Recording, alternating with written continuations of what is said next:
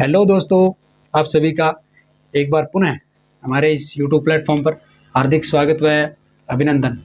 आज हम एक नई सीरीज हिंदी व्याकरण की शुरुआत करने जा रहे हैं, जिसमें आपको हिंदी व्याकरण समग्र रूप से करवाई जाएगी, जो आपके लिए आने वाले परीक्षाओं में बहुत ही महत्वपूर्ण होगी।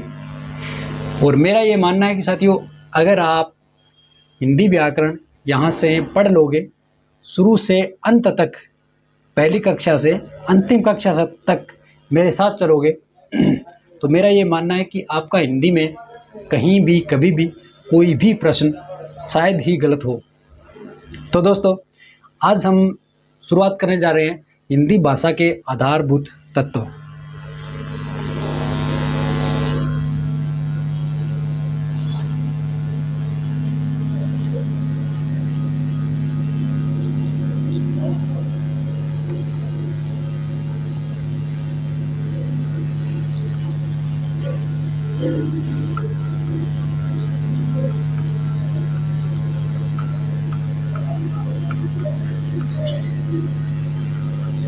हिंदी भाषा के आधारभूत तत्व। सबसे पहले मैं आपको बता देना चाहता हूँ कि यदि भाषा, हिंदी छोड़ो, हिंदी भाषा छोड़ो, यदि भाषा ही नहीं होती तो क्या हम अपने विचार किसी तक पहुँचा पाते? बिल्कुल नहीं। इसलिए भाषा है ना, वो मनुष्य की अभिव्यक्ति का सबसे महत्वपूर्ण माध्यम है। तो भाषा के हम दो रूप देखते हैं, ठीक है। तो एक तो होता है मौखिक पक्ष, एक होता है लिखित पक्ष, ठीक है। मौखिक व लिखित पक्ष होते हैं भाषा के।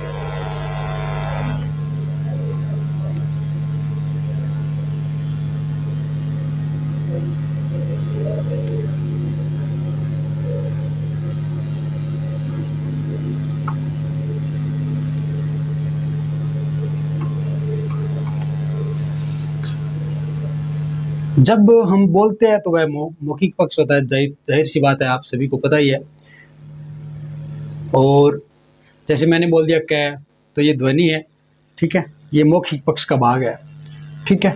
तो मौखिक भाषा है, इसकी सबसे छोटी इकाई होती है ध्वनि।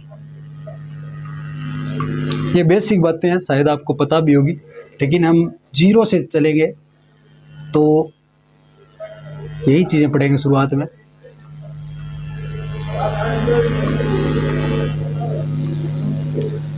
और ये मान लो, ये मतलब मौखिक पक्ष की सबसे छोटी इकाई ध्वनि होती है। और मान लो मैंने कै बोला, तो ये तो हो गई मौखिक पक्ष, ठीक है। और मैंने अगर कै बोर्ड पर लिख दिया, ठीक है, तो मान लो मैंने कै लिख दिया, तो ये लिखित पक्ष हो गया, ठीक है। तो अब यह मतलब ये कै मैंने लिख दिया, तो ये ध्वनि नहीं है लिखित रूप में, ये वर्ण बन गया, ठीक है। ये क्या बन गया? वर्ण बन गया।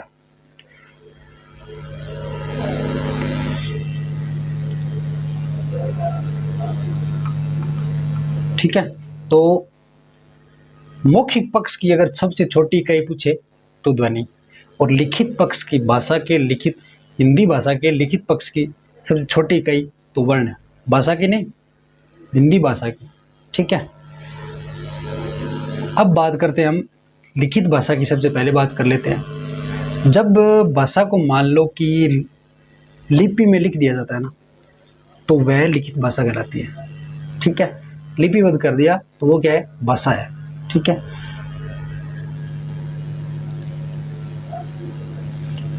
तो भाषा की तो यह अवधारणा होगी कि भाषा क्या है और भाषा के कितने रूप होते हैं, ठीक है। तो मैं आपको बता दूं कि भाषा के दो पक्ष हो गए, लिखित और मौखिक, ठीक है। और मौखिक भाषा की इकाई कौन सी? ध्वनि, छोटी इकाई। और लिखित भाषा की इकाई वर्ण, ठीक है। ध्वनि और वर्ण में क्या अंतर है? ध्वनि क्या है? मुख से बोलते वो ध्वनि हो गई, और लिखते वो वर्ण हो गया, ठीक है।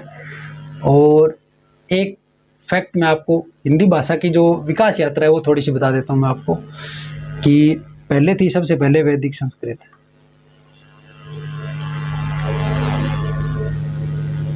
सबसे पहले थी वैदिक संस्कृत, ठीक है। उसके बाद लौकिक संस्कृत, उसके बाद आई लौकिक संस्कृत,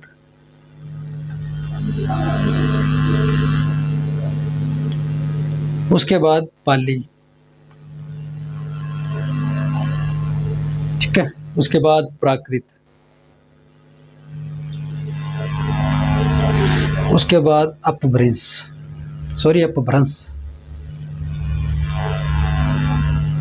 उसके बाद अपभ्रंश,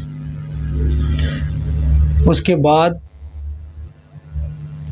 जिसे हम पुरानी हिंदी बोलते हैं,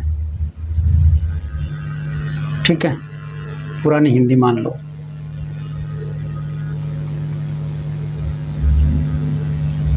या फिर अपभ्रंश, उसके बाद अवट, ये पुरानी हिंदी मान लो। उसके बाद खड़ी बोली,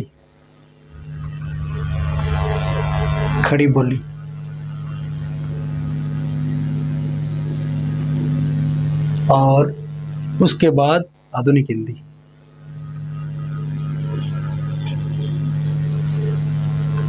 तो ये क्रम है भाषा का, ठीक है, हिंदी भाषा का ये क्रम है। तो कर्म।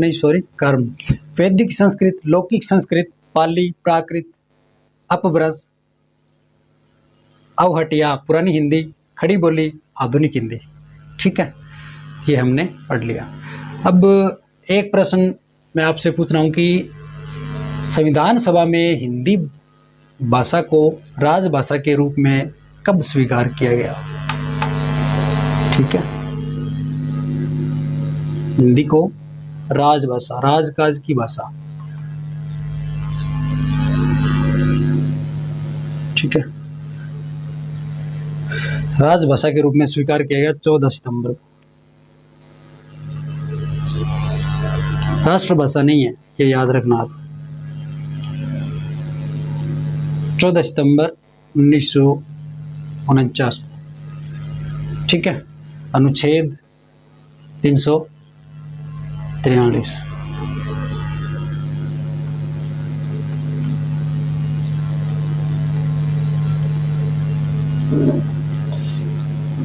तो हमने क्या देख लिया कि एक तो भाषा क्या है, ठीक है, वो देख लिया।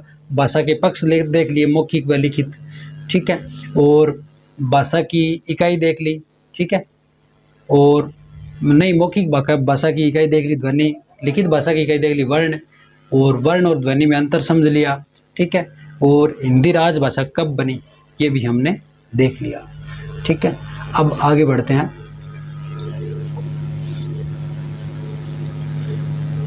तो भाषा की मतलब हमने साधारण भाषा में ये चीज़ समझ ली, लेकिन अगर सीधी अगर एग्ज़ाम में परिभाषा आ जाए तो भाषा को हम किस तरह से कैसे लिखेंगे? तो जैसे मान लो भाषा, ठीक है, यहाँ से भाषा को, ये चीज़ें जो हिंदी साहित्य वाले विद्यार्थी हैं उनके लिए इम्पोर्टेंट है, बाकी तो नहीं लगती, लेकिन समझ के आधार पर अगर आप देखना चाहो तो देख सकते हो, ठीक है। भाषा वह सरल वह सशक्त माध्यम है, वह सरल माध्यम है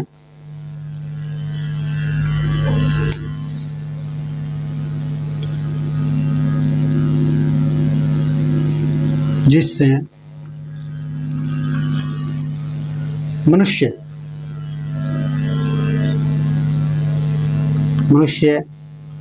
अपने विचारों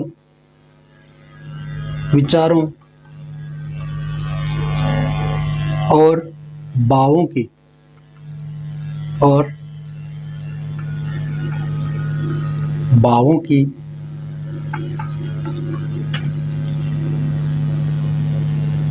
अभिव्यक्ति करता है या भावों की अभिव्यक्ति करता है या फिर इस भावों को स्पष्ट रूप से अभिव्यक्त करता है। ठीक है, तो मोटा मोटा अगर आप याद रखो ना तो भाषा क्या है, सीधा ये, इतनी लंबी याद मत रखना आप। भाषा एक अभिव्यक्ति का माध्यम है, बस यही याद रख लेना। भाषा अभिव्यक्ति का माध्यम, बस ये ट्रिक मान लो। भाषा का अगर कहीं भी कोई लंबी चौड़ी परिभाषा आ जाए तो ये चीज़ बीच में आपको ज़रूर मिलेगी। भाषा अभिव्यक्ति का माध्यम है। ये थोड़ी व्यापक परिभाषा होगी, ये थोड़ी संकीर्ण है, लेकिन इसमें अर्थ आ गया लगभग सारा।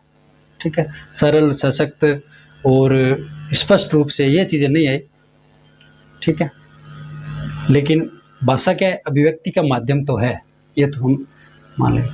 ठीक है, भाषा के दो पक्ष हमने देख लिए, मौखिक व लिखित। ठीक है, अब मैं आपको थोड़ी सी मौखिक पक्ष की विशेषताएं बता देता हूँ। जैसे मान लो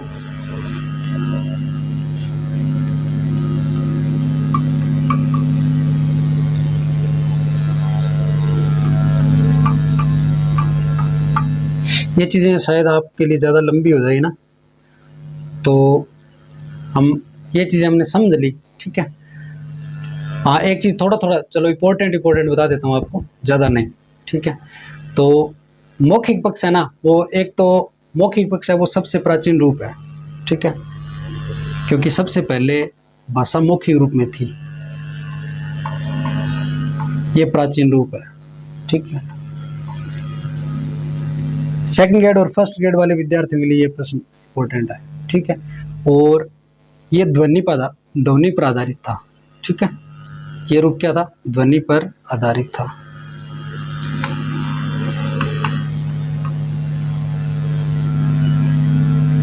एक तो प्राचीन रूप है, एक ध्वनि पर आधारित।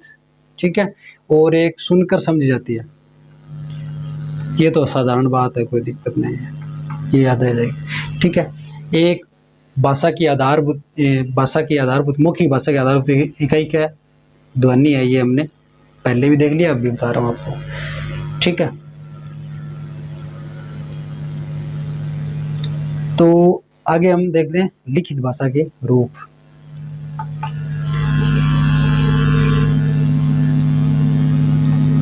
लिखित पक्ष,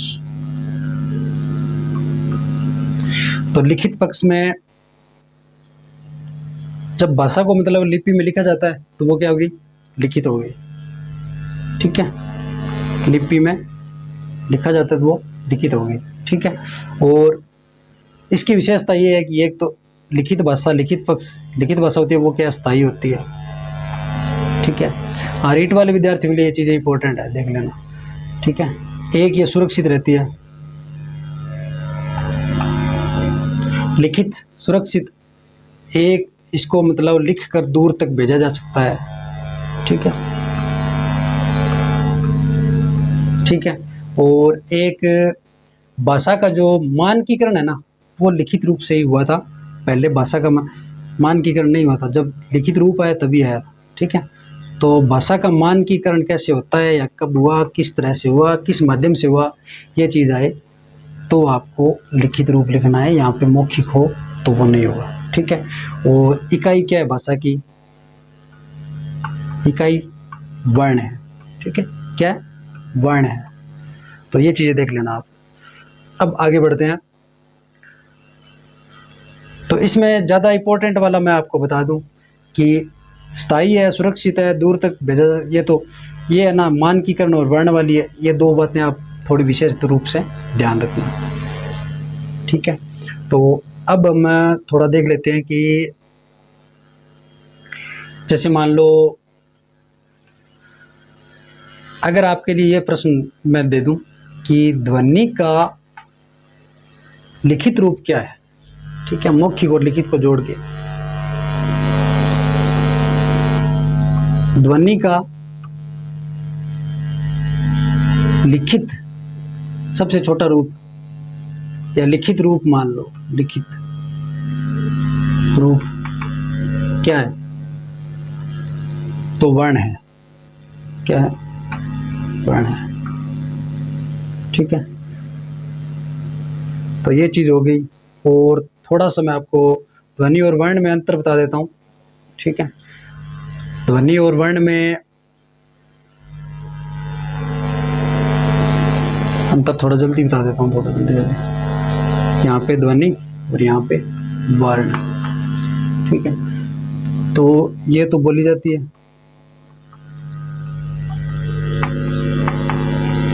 ठीक है, ये लिखी जाती है। ये साधारण बातें आपको पता ही होगी। ये सुनी जाती है। ठीक है, जो LSRW है ना, इसमें वो तीनों जो है वो दो इसमें आ जाए, ये देखी जाती है। ठीक है, और ये श्रव्य है, मतलब अगर थोड़ा सा कंफ्यूज होता, लेकिन ये तो याद रह जाएगा, ये दृश्य है। ठीक है, ये मौखिक है और ये क्या है, लिखित है। ये चीजें आप याद रख लेना। ठीक है, बाद में आगे बढ़ते हैं। ये थोड़ा ध्वनि और वर्ण, क्या एक ध्वनि बोली जाती है और ये क्या है, लिखी जाती है। ठीक है, और वो सुनी जाती है और ये देखी जाती है, और ये दृश्य भाग है और ये क्या है, श्रव्य भाग है। ठीक है, तो अब हम आगे बढ़ते हैं। एक तो होता है वर्ण, ठीक है, एक होता है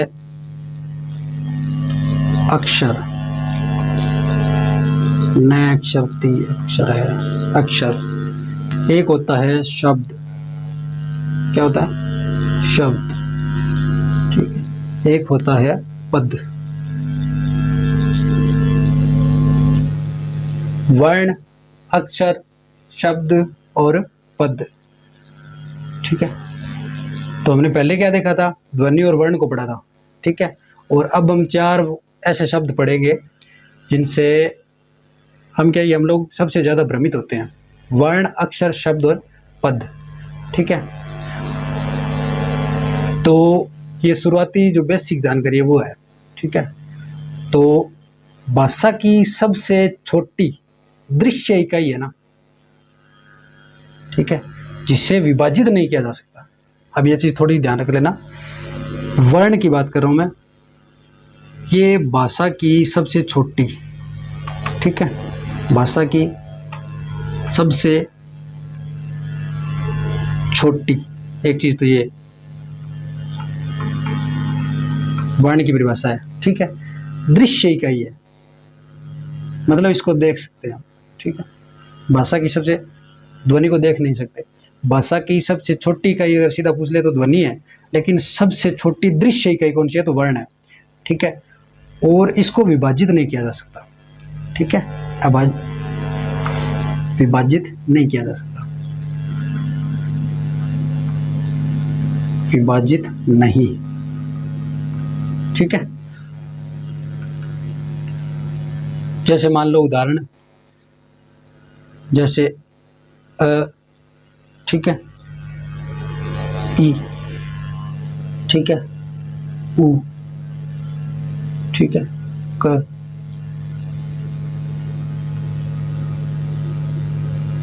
ख, ग,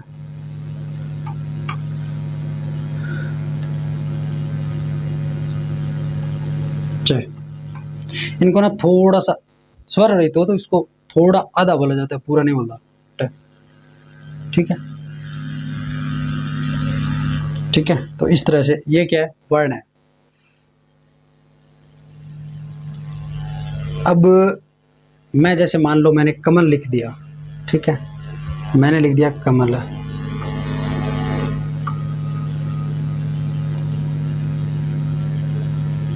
तो इसमें कै, मैं और ले। ठीक है, तो कै मतलब कै में ए अलग कर दिया। ठीक है, ए अलग करके बाद में इस कै को और नहीं तोड़ सकते। ठीक है, तो ये क्या है, अविभाजित है। ठीक है, इसको विभाजित नहीं किया जा सकता। और इसमें थोड़ा सा जो जो सेकंड ईयर वाले विद्यार्थी है वो थोड़ी ये परिभाषा भी याद रख सकते हैं कि किशोरीदास वाजपेयी के अनुसार, या फिर रीट वाले देख लो, किशोरीदास वाजपेयी के अनुसार है ना, वर्ण वह छोटी इकाई है जिसे विभाजित नहीं किया जा सकता। ठीक है, वर्ण वह छोटी इकाई है जिसे विभाजित नहीं, ये किशोरीदास वाजपेयी ने कहा है। ठीक है, आगे हम देखते हैं अगला अक्षर। ठीक है, एक ही श्वास में बोले जाने वाले ध्वनि समूह को अक्षर कहते हैं। ये चीज थोड़ी ध्यान रख लेना कि वर्ण और अक्षर में कंफ्यूज होता है बंदा हमेशा। ठीक है, एक ही श्वास में